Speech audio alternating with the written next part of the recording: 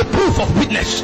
Power is the seal of authority. 12 items that has power to purchase, that can facilitate transactions, that can facilitate value transfer when used in a moral context.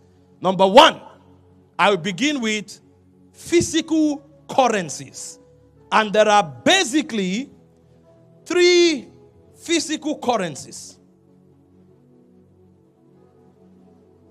You need to understand that currencies are very important. Those of you who are businessmen, this message will come to you very, not just handy now, but it will be something you are familiar with. Let me show you the value of currencies quickly before I show you the types of currency. Number one is a medium of exchange. If you don't have currency, you cannot do any form of exchange anywhere. What authorizes you to carry out any form of exchange is currency. For instance, Proverbs 23:23, buy the truth, sell it not. So you need something to be able to procure for you to have any form of exchange. Number two, currency is a medium that stores value. So when a man has currency, he can preserve value over a long period of time. Have you seen people who store gold? And they store gold, after 20 years, they are still rich. What have they done? They have trapped value. But the medium by which they were able to trap that value is a currency.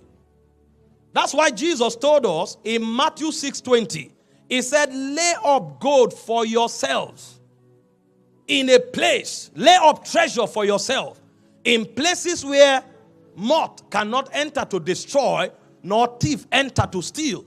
So even in the spirit, you can store value. And any medium through which value is stored is currency. This is why you look at some people, after 30 years, they are still relevant. They are still impactful. And you are wondering, why is this person still relevant? He's spending a type of currency. The reason some people appear today, they vanish tomorrow, is because they don't have tenders, legal tenders, both in the spirit and in the natural, to preserve value. So they eat up their value in a short period of time.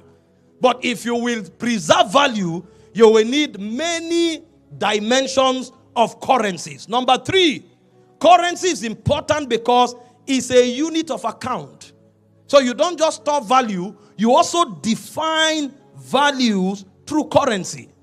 In Matthew 20 verse 2, the Bible said, a denarius shall be for a day's wages. So you use currency to quantify value.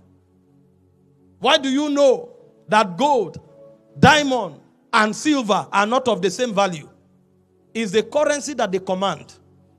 So the value of a thing can be quantified by the currency. Why do we know that a soul is the most important thing on earth? It's because Jesus said, he said, if you sell everything on earth, you can't buy a soul. And he said, what can a man give in exchange for his soul? But when God wanted to purchase our souls, he used the blood of Jesus. So the blood of Jesus was the only currency powerful enough to buy the soul. So when you are quantifying things, the most important thing on earth is the soul, because of what can buy it. So currency quantifies values. Number four, currency grants access. When you find people enter places, it's something that brought them there. They paid their way into it. It may not be physical money, but there is a value they exchange to be there. Most of the people you see in certain corridors, they are hugging themselves, they are laughing. You think they love themselves. They don't, sir. It is naivety to assume when you see mighty men hugging themselves that it's only love that made them do that. By the time you finish spending your money, they will tell you, go to them that have and buy. Some of you see businessmen, they are shaking, they are hugging. You say, Kai, they love themselves. Some of you even see apostles, prophets. They sit together in a meeting. They are shaking hands, hugging. You say, I love when brethren are together. You are joking. There's something they are spending to be at that level. By the time you exhaust your own, that prophet that was shaking you and hugging you, you may never be in one context again. In fact, when you see him, you say, how you doing, brother? And walk away. Currency has finished. Don't be naive in life. Make sure your account, both physical, moral, and spiritual, is loaded. I'm telling you, make sure. Some of you sweat all day long. You are trying to fill your physical account. Meanwhile, your moral account is bankrupt. Your spiritual account is bankrupt. That's why there are certain levels in life you can't enter. I will show you currencies tonight, so that we will find out who is really rich. Because a man who is truly rich is rich based on men's standards and is also rich with God.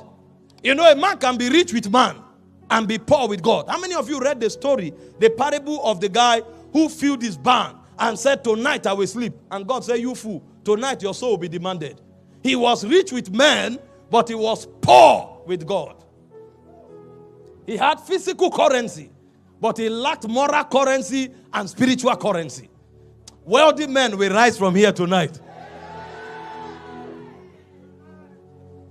When I was preparing for this service, I was guiding my soul to stay low, not too high, so that I can communicate everything I've written down.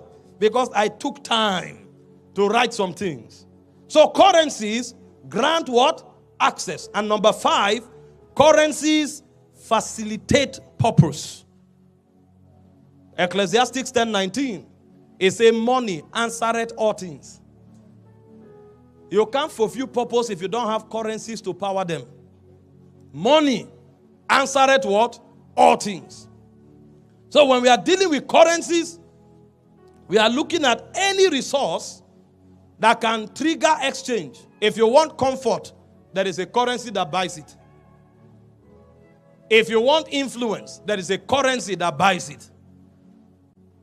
Don't just desire, sit down and be having wishful thinking. No, get resources. Get currencies. It will be yours. If you want to store value, there are currencies for storing values. If you want to easily define units of things, there are currencies that are used for measuring these things. Hope you know, if you leave Nigeria and cross your border to another location, your naira can't define value anymore. They will need a superior currency called dollars. Your naira is not stable enough to be used to define value in Africa. Go to Kenya and bring dollar. They'll say, what is that? Bring naira. They'll say, what is that?